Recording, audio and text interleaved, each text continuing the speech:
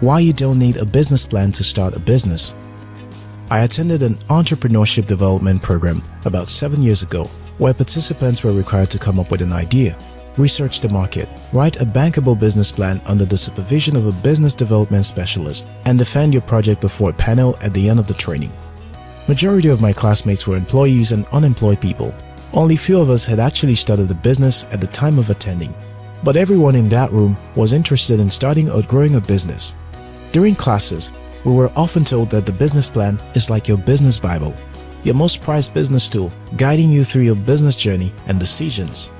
About a year after the program, I decided to reach out to my course mates to find out how they were doing with their businesses. I was shocked to discover a common pattern.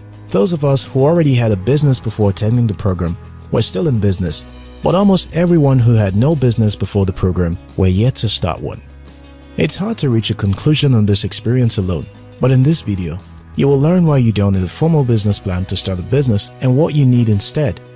Before we get to it, be sure to subscribe to After School Africa for more insightful videos like this. There is an unending debate about the importance of writing a formal business plan for startups or not. Some believe a business plan is a must to start a business.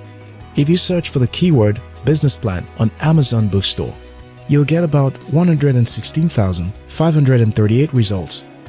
There are many books on step-by-step guides and consultants on writing a business plan.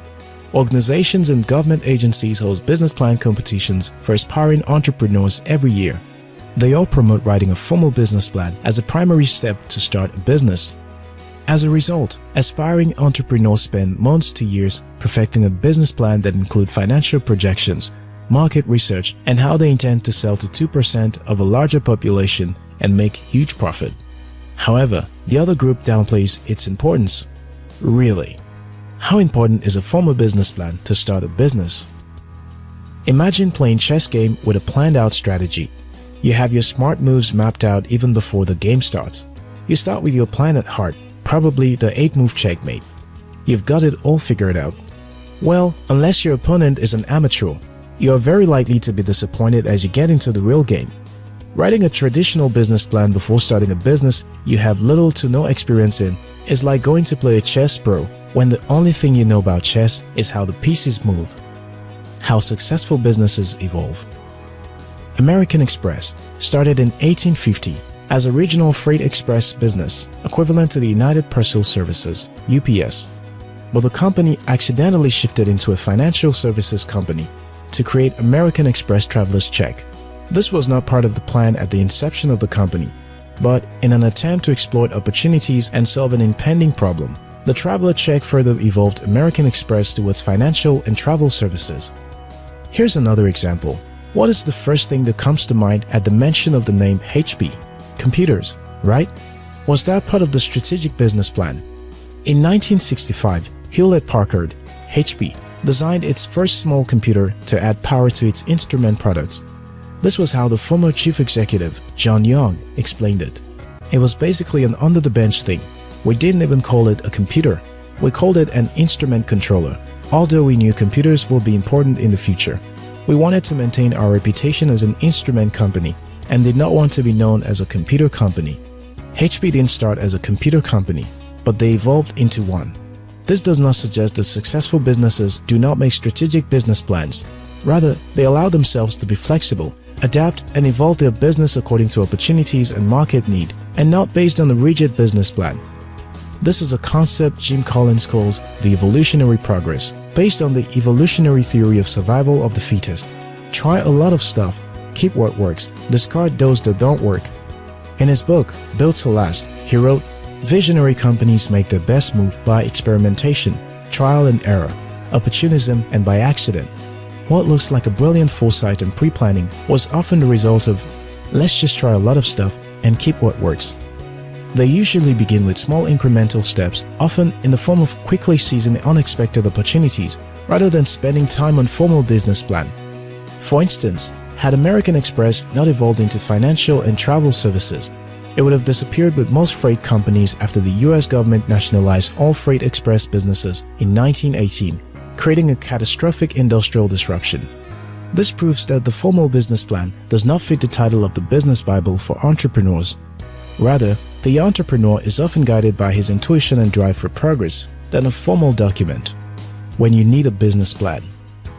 A study released by Babson College analyzed 116 businesses started by alumni who graduated between 1985 and 2003, comparing success measures such as annual revenue, employee numbers, and net income. The study found no statistical difference in success between those businesses started with formal written plans and those without them. The study concludes that unless you need to raise external startup capital from institutional sources or business angels, you do not need to write a formal business plan. Focus on knowing your customer. Benson Honig, a professor at Wilfrid Laurier University in Ontario, Canada, says his research of 396 nascent entrepreneurs in Sweden from the late 1990s also found no correlation between business planning and profitability. Instead, his study found the biggest predictor of success to be knowing customers in advance. Mr. Honig says it teaches contingency planning to his students, or thinking about a business as constantly progressing, changing, and making decisions based on the market climate instead of traditional business planning. You need clarity of purpose. While writing their book, Heart, Smarts, Guts, and Luck, Anthony Tejan and his colleagues interviewed and surveyed hundreds of successful entrepreneurs around the globe to better understand what it takes to be an entrepreneur and build a great business. One of their most striking findings was that of the entrepreneurs surveyed, about 70% did not start with a business plan. Instead, their business journey originated from their heart. Clarity of purpose and passion ruled the day, with less time spent writing about an idea and more time spent just doing it. He said, "It's not that all planning is bad. It's that efforts to write the perfect business plan usually lead to being precisely incorrect rather than approximately correct. One problem is that the content that most people focus on in business plan has little to do with the reality that will actually emerge. Many startup plans emphasize some gigantic potential market and how getting just the smallest silver out of it will make them and investors rich. The plan is useless. It's planning that's important." These were the words of Dwight D. Eisenhower. The plan is useless. It's the planning that's important.